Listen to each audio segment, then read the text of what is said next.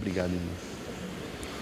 E Deus me deu esse texto, muito conhecido, já pregado nessa igreja, já preguei a respeito desse texto, mas hoje em outra perspectiva. Deus me deu outra perspectiva dentro desse texto, para que nós pudéssemos aprender algo muito importante a respeito desses momentos em que o mundo inteiro vive. O mundo vive momentos extremos de crise. É a crise lá na Ásia, uma crise que pode se desencadear uma guerra praticamente mundial. A crise econômica que tem abalado as bolsas de valores do mundo inteiro. As crises políticas que o nosso próprio país tem vivido e tem passado. Nós estamos vivendo época de crise. Paro para me perguntar se nós não estamos vivendo os mesmos dias que Abacuque viveu. Abacuque viveu tempos de extrema crise. O povo um tempo de crises fortes, grandes. Mas Jesus, que é uma fonte de conhecimento e é uma fonte de força para quem o busca, aqueles que o amam e que o buscam. É uma fonte porque ele diz lá no Evangelho de João, capítulo 16, no versículo 33, ele fala isso assim: tenho-vos dito isto. O que ele disse? Para que em mim tenhais paz. No mundo tereis aflições, crises, mas tende bom ânimo, eu venci o mundo. Olha para o irmão do teu lado e fala assim: irmão, tenha bom ânimo. Aí o irmão vai perguntar para você: por quê? Porque Jesus venceu o mundo. Jesus venceu as crises. Você quer ver uma crise que Jesus viveu e ele passou por ela? Quando ele estava no Getsemane, e ele começou ali chorar gotas de sangue, e ele disse: Pai, se possível for, passa de mim este cálice, esta crise. Ele sabia o momento que ele ia enfrentar. Jesus sabia o que estava o aguardando, mas ele disse: faça-se a tua vontade. É por isso que Jesus teve autoridade, inclusive para ensinar a orarmos: Pai nosso que estás nos céus, seja feita a tua vontade. Ele estava no centro da vontade do Pai, no centro da vontade de Deus. Mesmo assim, isso não impediu que ele passasse por crises. Jesus viveu crises, mas não pecou. Então, interessante, as crises, irmãos, são oportunidades de experiências maiores com Deus. As crises nos fazem enxergar melhor quem somos, quais são as nossas limitações, quais são as nossas reações, revelam a nós mesmos a nossa estrutura mais profunda. Porque eu e você, a gente pensa que se conhece, na verdade nós nem a nós mesmos nos conhecemos. E quando passamos por crises, nós começamos a entender quem nós somos. Escrever uma crise. Quando eu recebi uma notícia, vai se cumprir 13 anos em novembro agora. O médico falou assim: você tem um tumor no cérebro. Qual que foi a minha primeira reação? Senhor, eu não quero morrer, eu tenho a minha família. Comecei a viver uma crise, comecei a perguntar para Deus o porquê. Por que, Senhor, comigo? Por que tem que acontecer comigo?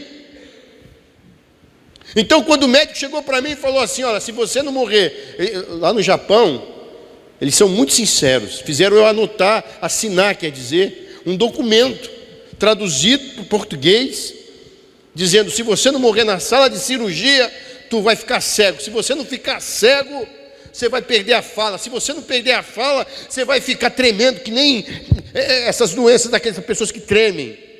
Senão você vai ter uma amnésia, você não vai nem saber quem é a tua mãe. Entrei em parafuso, entrei em crise. Falei: Senhor, o porquê? Será que você tem vivido crises na sua vida? Será que você tem passado por momentos que você olha e fala assim: Senhor, será que o Senhor se esqueceu de mim? Será que o Senhor não se importa com o meu sofrimento, não se importa com a minha dor? Eu creio que todos nós já vivemos algo parecido, ou se não está se vivendo isso hoje. Mas eu quero dizer aqui que as crises nos mostram que precisamos mudar, mas precisamos querer. Precisa-se desejar mudar. Primeira coisa que as crises fazem conosco, e eu quero aqui deixar bem claro isso, é que as crises fazem parte da nossa existência. Crises fazem parte do nosso cotidiano de vida. Enquanto eu, como ser humano, viver, eu estarei sujeito a passar por crises. Você quer ver quem? Eu quero dar alguns exemplos aqui, que são exemplos bíblicos. Eu vou até citar aqui, eu não vou ler, mas eu vou citar, você pode anotar aí, se você quiser. A primeira crise vivida, sabe onde é que foi? No Éden. Pastor, como assim? O Éden era um lugar tremendo, maravilhoso, perfeito. Mas Eva, não sei o que aconteceu. Ela começou, alguém inseriu na mente dela uma crise. Por que você não pode comer de todas as... Por que só essa árvore você não pode comer? É verdade. Por quê? Você já imaginou, já parou para pensar que às vezes a crise começa sempre com essa pergunta? Por quê? O porquê que eu estou passando por isso? E geralmente esse porquê já vem com uma resposta: eu não mereço. Eu não mereço passar por isso. Eu sou tão bom. Eu sou tão... Olha, mas eu sou tão lindo, tão... Olha, eu sou tão educadinho. Eu sou tão perfeito. Eu não mereço passar por isso. Então, a primeira crise se revelou lá no Éden. O diabo, usando a boca da serpente, falou assim: por que tu não pode comer dessa árvore? Você não pode comer de tudo. É porque, sabe por quê? Olha a crise que o inimigo colocou na cabeça de Eva. Porque se você comer, você vai ser igual a Deus. Na verdade, quem queria ser igual a Deus é o diabo, não era Eva. Mas ele inseriu isso na cabeça dela, gerando o quê? Uma crise. Mas não foi só Adão e Eva que viveram uma crise. Noé viveu uma crise. Quem conhece a história de Noé sabe. Irmãos, não havia chovido ainda sobre a face da terra. E Deus falou assim a Noé: Noé, é o seguinte, Noé, constrói um barco bem grande aí, que eu vou mandar água lá do céu. Porque o pecado desse povo tem subido e tem cheirado mal às minhas narinas. E eu vou destruir tudo que eu criei, mas vou preservar você e a tua família. Noé demorou aproximadamente, irmãos, 120 anos para construir uma arca, a arca que nós conhecemos, aonde foi levado os animais e a família de Noé. Durante 120 anos, esse homem viveu uma crise. A crise de Noé não foi uma semana, a crise de Noé não foi alguns anos, não, foram 120 anos.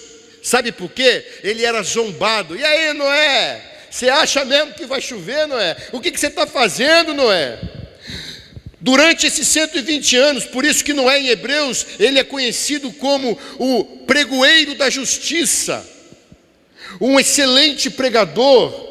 No meio da crise, Noé falava: arrependam-se, Deus vai mandar o dilúvio, mas ninguém ouvia. Noé viveu tempos de crise. Você quer ver outra pessoa que viveu crise? Abraão. Já parou para pensar na história de Abraão? Já se coloca no lugar de Abraão, irmão. Deus fala assim para você: Abraão, eu vou fazer você, da sua descendência, uma grande nação. E nem ele nem a mulher podia ter filho. O que aconteceu? Abraão sai de Ur dos caldeus. Ele sai e começa a andar. E o tempo vai passando, irmão, e a promessa não se cumpre. Até que um dia Abraão ora e fala: Senhor, como eu vou ser pai de uma grande nação? Porque o meu herdeiro vai ficar para Eliezer, que era um servo de Abraão. E a crise foi tanta que a mulher de Abraão, Sara, deu uma ideia para ele. Falou: pega Agar, é a minha serva, vai lá, dá um cata nela. Aí ela vai te dar um filho, porque o povo está falando. Crise. Imagina o povo que acompanhava. Ele era dono de muitos servos. Abraão era um homem muito próspero. Como ele ia cuidar do rebanho? Tinha que ter servos. Era muita gente que acompanhava ele. Imagina um povo só cochichando. E aí, será que é Abraão mesmo? Ele não muda de ideia. Deus falou esse negócio para ele, mas não está acontecendo nada, gente. Crise. Falatório. Mas Abraão, ele pôde crer na promessa de Deus. Deus falou para ele: Abraão, eu não te falei? Um dia ele falou assim: sai para fora da tua tenda. Olha para as estrelas do céu, Abraão. Você pode contá-las? Olha para a areia do mar. Você pode contar os grãos da areia do mar? Essa vai ser a sua descendência. Mas não é essa que é arrumada, coisa de homem, não. É que eu te prometi lá atrás. Abraão viveu crises. E um homem de 100 anos. Ô meu irmão, para pensar num homem de 100 anos ter um filho. É um negócio demais, não é não? Mas no tempo de crise ele recebeu a sua bênção. Crises fazem parte da nossa existência, irmãos. Não adianta reclamarmos. Não adianta murmurarmos: ai meu Deus do céu, essa vida, porque eu? Não, irmãos, faz parte da nossa existência. As crises vão acontecer. Eu poderia falar a respeito de Moisés, que também viveu crises. Eu poderia falar aqui de Elias, que também viveu crises. Eu poderia falar a respeito de Jó. Irmão, Jó foi um homem que viveu uma crise intensa. Porque a crise que Jó viveu não foi só no material, mas foi na sua carne. Não foi só no material e na sua carne, mas também foi naquilo que é mais doído para a vida de um homem, nos seus filhos. Viveu crise no seu casamento. A mulher dele falou assim: Jó, pelo amor de Deus, Jó, eu não aguento mais vendo você, pele e osso, se coçando. Eu não aguento mais vendo esse sofrimento. Eu não aguento mais te escutar gritando à noite por causa da tua febre. Você começa a ter alucinações. Amaldiçoe esse Deus e morre, Jó. Sabe o que ele falou para ela? Ele falou assim: olha, eu posso estar vivendo em crise, mas bendito seja Deus e Pai. A Bíblia fala que Jó se sentou, se coçando em pó e cinza. Ele adorou a Deus no meio da crise. As crises. Davi, irmãos, Davi foi um homem que passou por crise. Davi foi perseguido por Saul. Davi primeiro ele foi uma bênção para Saul. Depois para Saul os ciúmes, a inveja tomou conta do coração do homem, que ele começou a perseguir aquele que tinha dado através de Deus livramento pela mão de Davi ao povo de Israel. Crise. Eu poderia também falar de Jeremias. Jeremias foi um profeta. Essa semana eu estudei sobre a vida de Jeremias. Eu vou falar o ministério que Jeremias teve. Eu entendo porque Jeremias escreveu um livro só de lamentações. Porque tudo que Deus colocava na boca daquele profeta, um homem levantado por Deus, escolhido por Deus, Deus colocou na boca dele a sua palavra, e tudo que Jeremias falava ao povo, o povo rejeitava. Tudo que Jeremias falava a respeito daquilo que Deus tinha para o povo excluía de si. Tempos de crises. Será que você pode se se identificar com isso, falar assim: é verdade, eu tenho passado por crises, é verdade, eu tenho vivido uma crise na minha vida espiritual, eu tenho vivido uma crise na minha vida sentimental, eu tenho vivido uma crise na minha vida material. Estamos vivendo tempos de crise. Elas fazem parte da nossa existência. Essa é a primeira coisa que eu aprendo aqui com essa palavra de Jesus. Eu tenho vos dito isto. Ele estava ensinando. E hoje Jesus, é a mesma coisa, através do Espírito Santo, Jesus está falando com você, meu irmão. Ele está falando assim: ô irmãozinho, ô irmãzinha, sabe por que eu estou te dizendo isso? É para que você tenha paz. Você vai estar sempre vivendo em crise, irmãos. Eu sou veemente contra alguns tipos de mensagem que só prega mar de rosa para crente. É verdade, irmão. Pode me chamar de radical, pode me chamar de durão, mas eu vou dizer uma coisa aqui em nome de Jesus. O evangelho que eu tenho que viver é o evangelho que Jesus Cristo pregou e que Jesus Cristo deu exemplo. Jesus, ele deu qual exemplo que ele deu? Ele deu o exemplo de servo. Ele deu o exemplo de homem sofrido, como está lá em Isaías. Fala que ele era homem de dores, irmãos. Nós vamos passar por crises. É por isso que Jesus está ensinando hoje para mim e para você. Ele está dizendo: olha, tenha paz, porque no mundo você vai viver aflições, porque no mundo você vai viver crises. Tenha bom ânimo, porque eu venci o mundo. Quem aqui quer ser igual a Cristo diz amém. Amém. Então você vai passar por crise. Você pode ter certeza, irmão, você vai passar por crises. A primeira coisa é que as crises, elas fazem parte da nossa existência. A segunda coisa é que as crises têm o poder de deformar a nossa visão. Presta bem atenção nisso. As crises, ela tem o poder, se não vigiarmos, ela tem o poder de deformar a nossa visão. Quer um exemplo? Você se desentende com um irmão, crise. Aí você vai para outro irmão e fala assim: aquele irmão não é o que eu pensei que ele era, não. Aquele outro irmão vai para o outro irmão e fala assim: sabe, aquele irmão que desentendeu com aquele irmão, falou para mim que aquele irmão é assim, realmente parece que ele não é aquilo que ele fala que é, não. Crise. É assim, vai se montando e vai se deformando a imagem daquele irmão. Ele já não é mais a bênção que era. Sabe por quê? Nós vamos ver a vida de Saul. Saul, você pode até marcar lá em 1 Samuel capítulo 18, do versículo 7 ao 8, diz assim, diz que depois que Davi, ele mata o gigante Golias. Olha só, irmãos, Golias era um filisteu que afrontava o exército do Deus vivo, cheio de homens arrão, dentro do deserto de Israel, comandado pelo rei. O rei deveria ser o primeiro, e lá falou: vou matar esse camarada. Não foi, foi empurrando para um, foi empurrando para outro, todo mundo um empurrando para o outro, crise. Ou não, é Golias, não. De repente, chega um menininho ruivo, pequenininho, falou assim: quem que é esse incircunciso para afrontar o exército do Deus vivo? Eu não vou ensinar nada para ele, eu vou mostrar para ele quem é o meu Deus. Ele não vai colocar essa crise no meio do povo. Nós somos filhos do Deus Altíssimo, o Senhor dos Exércitos. Oh, aleluia! Davi foi lá, escolheu 5 pedrinhas no ribeiro, colocou dentro do bonazinho dele, catou a sua funda, foi lá, rodou a funda e deu uma pedrada que ficou cravado bem na testa do gigante. Ele caiu, ele foi lá, pegou a espada e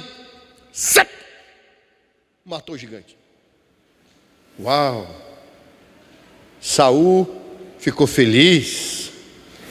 Agora ele pega e empossa, dá autoridade sobre o exército de Israel na mão de Davi. Aí, olha, presta bem atenção aqui, né? Escutei um pastor pregando assim, eu vou até pegar esse gancho que eu aprendi dele. Olha a rádio lá de Israel. Está no versículo que eu te passei aqui, 1 Samuel, capítulo 18, versículo 7 e 8.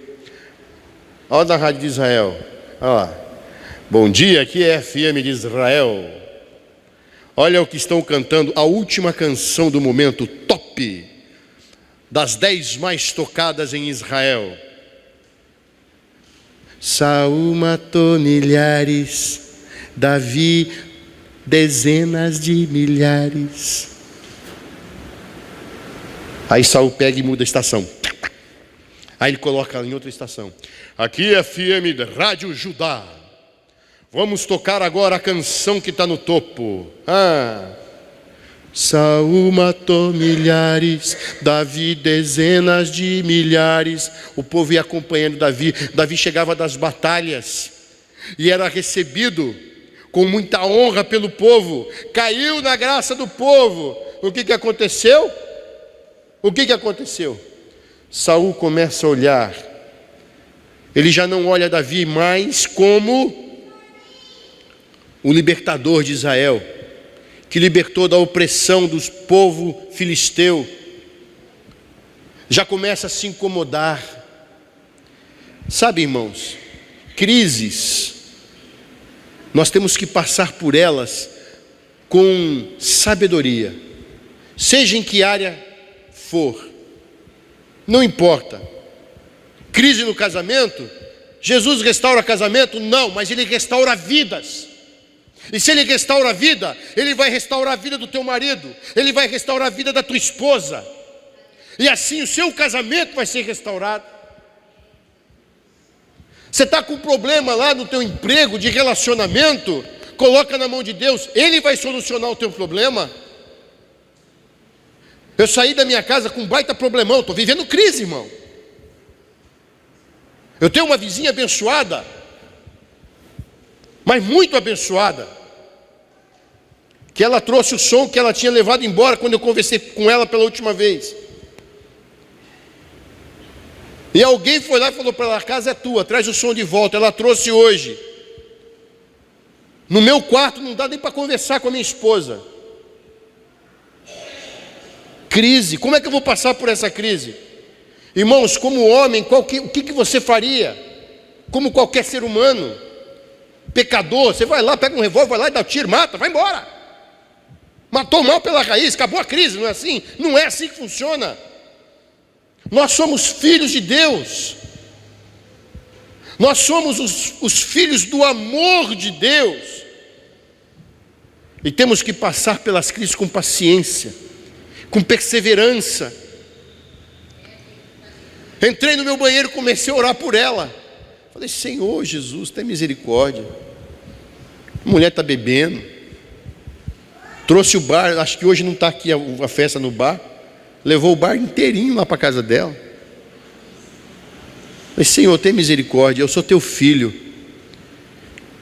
Parece que eu estava como Davi. Eu falei: olha, Senhor, esse Golias vem com espada e com lança, mas eu vou contra ele em nome do Senhor dos Exércitos. Quando você estiver vivendo a crise, não permita que ela distorça a imagem do teu irmão.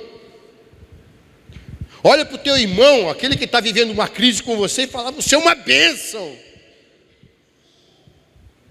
Você vai morar no céu junto comigo, a gente vai ser vizinho. A gente vai adorar a Deus junto. As crises, ela tem o poder de deformar a nossa visão, mas quando nós estamos alicerçados na rocha, Jesus Cristo, o que acontece? Nós passamos pelas crises, e o mar se abre. E se o mar não abre, a gente faz que nem Pedro, passa por cima d'água. Jesus vai chamando: vem Pedro, vem, você quer vir? Pode vir. Mas Pedro, quando ele começou a ver as crises do lado dele, a água lá, o que eu estou fazendo é perigosíssimo, gente, eu posso afundar aqui. Ele começou a afundar. Não vamos permitir que a crise distorça e deforme a visão que Deus colocou dentro de você, para você servir ao Senhor.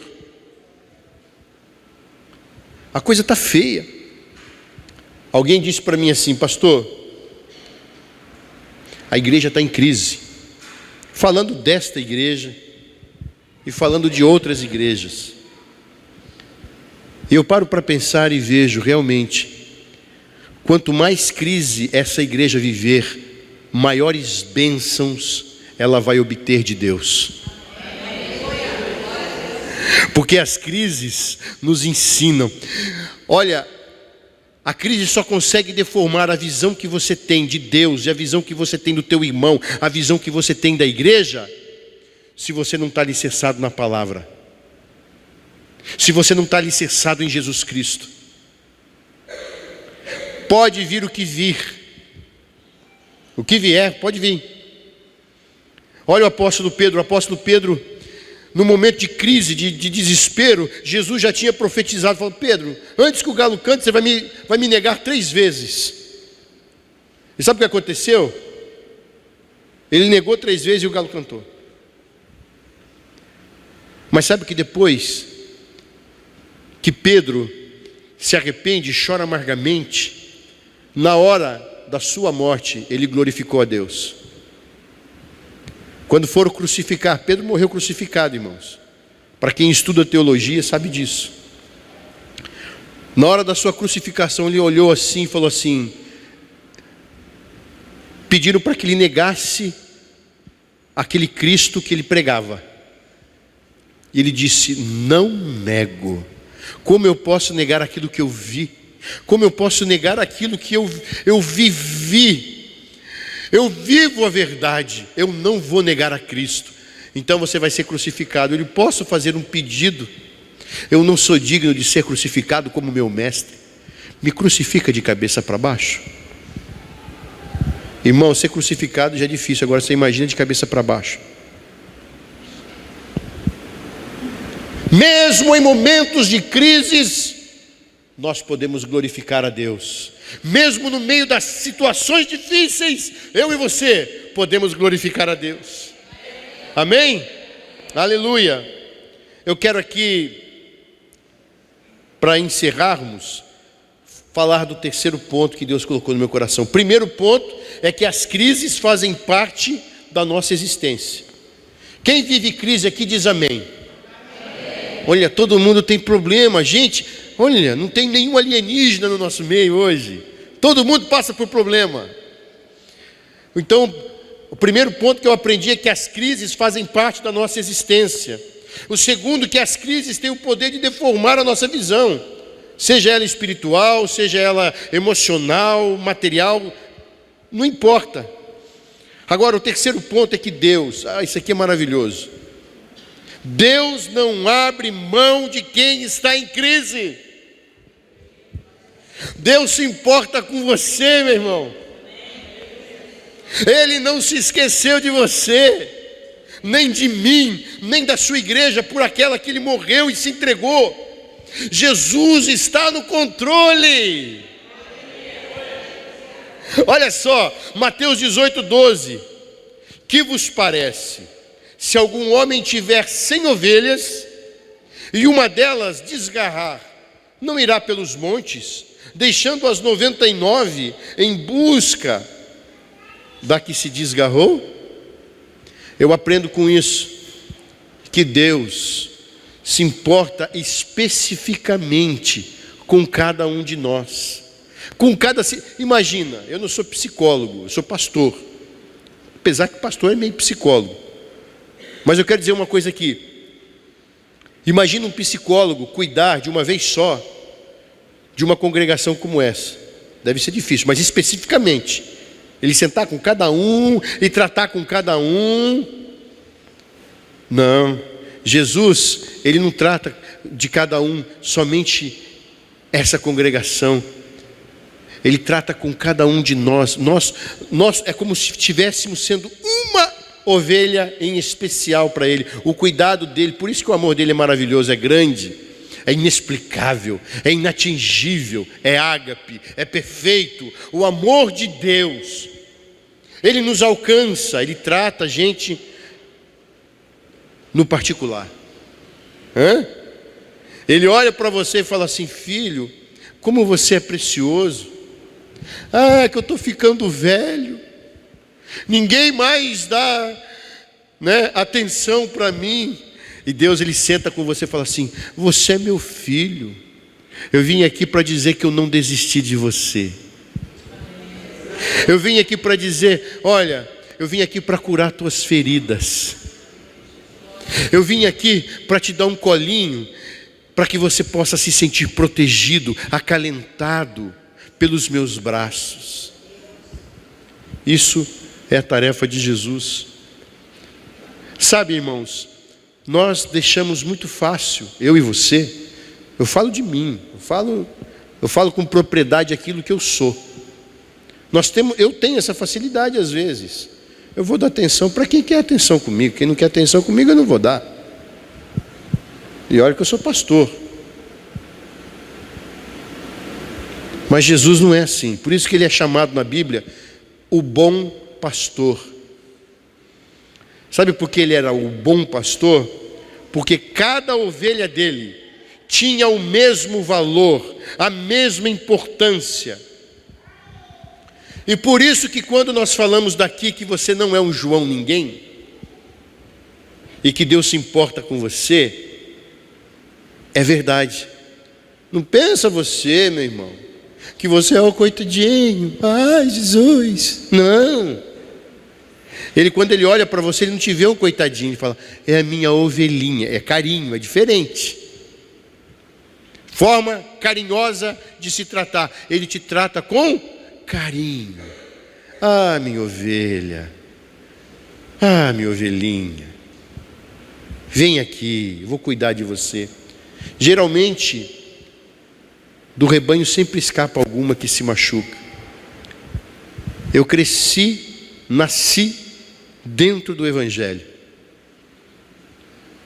Essa semana eu estive conversando com a minha primeira professora da escola dominical, uma senhora linda, minha tia Vilma. E começamos a conversar, e a emoção começava a chegar. Eu tinha que segurar a emoção, porque começamos a nos lembrar dos primeiros passos. Começamos a lembrar das aulas que tínhamos. Mas houve um momento na minha trajetória que eu saí do aprisco. Deus teve que mandar um homem para ministrar na minha vida. E através daquele homem eu senti que eu era uma ovelha desgarrada. Talvez você está dentro da igreja, irmãos, e está pensando em desistir. Eu já preguei isso aqui uma vez. Eu venho aqui, mas estou pensando: o que vai ser de mim? Eu vou desistir. Eu não quero mais, eu não aguento mais. É muita pressão, é muita crise.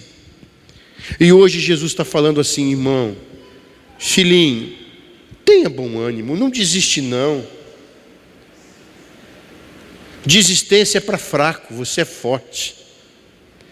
Tem um versículo que fala: jovens, eu vos escolhi porque sois fortes e já venceste o maligno. Sabia que aqui ninguém é velho? Espiritualmente aqui eu vou falar: ninguém é velho. Eu sou uma criancinha recém-nascida. Eu tenho a eternidade para viver, Hoje estou completando 48 anos. Novinho, bebezinho, Deus cuidando de mim. E Ele vai cuidar de você. Ele está cuidando de você, irmão. Não desiste não. Olha, vou dizer uma coisa aqui. Você sabe quando alguém é fraco? É quando ele joga a toalha. Ele está no meio do ringue, na briga, na luta, na crise. Ele fala: não, eu quero mais apanhar, não, chega. Não, joga a toalha. Mas você e eu não. Nós temos um pastor chamado Jesus Cristo. Nós temos um Redentor chamado Jesus Cristo. Ele nos remiu, Ele nos salvou, Ele nos resgatou, e nós somos dele. Não desista, irmão, não desista. Olhe para frente. Jesus tem mais. Ele tem mais para te dar. Ele tem mais para fazer através da tua vida, da minha vida. Não podemos desistir. Você não está velho, você não está fraco, você está cheio do Espírito Santo de Deus.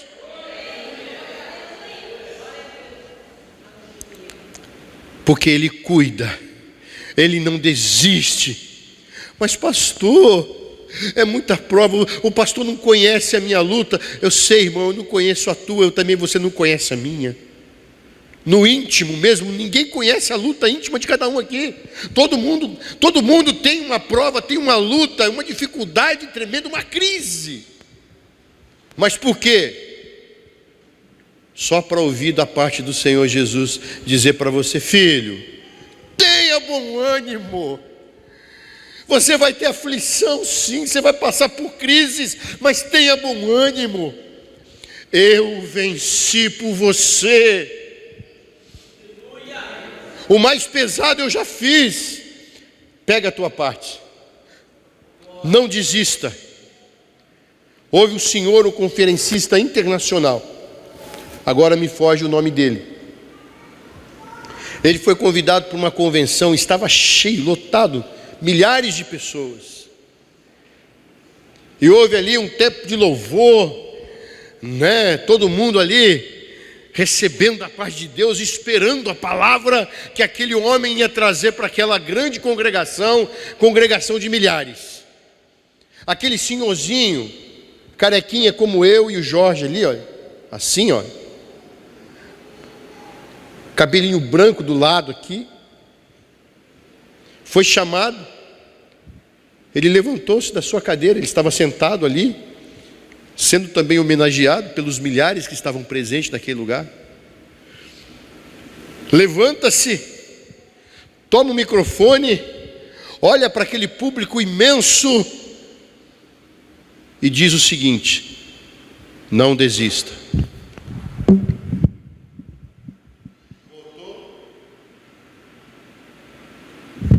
E sentou no seu lugar novamente.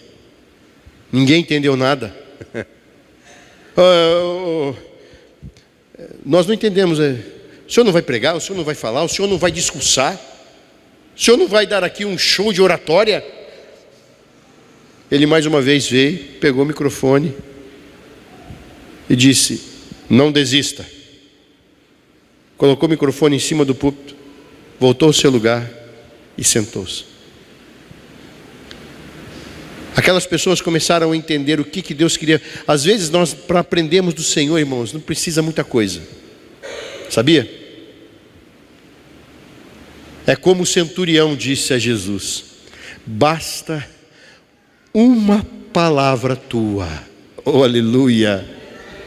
Basta uma palavra de Jesus para que eu e você, meu irmão, possamos passar e atravessar o mar. Não há crise que há de resistir àquele que está firmado na rocha chamado Jesus Cristo. Amém? Amém? Glória a Deus. Eu quero chamar aqui o Ministério de Louvor, por favor, vem aqui. Vem aqui. Eu vou esperar eles chegarem. Feche os seus olhos, enquanto eles estão chegando aqui, feche os seus olhos.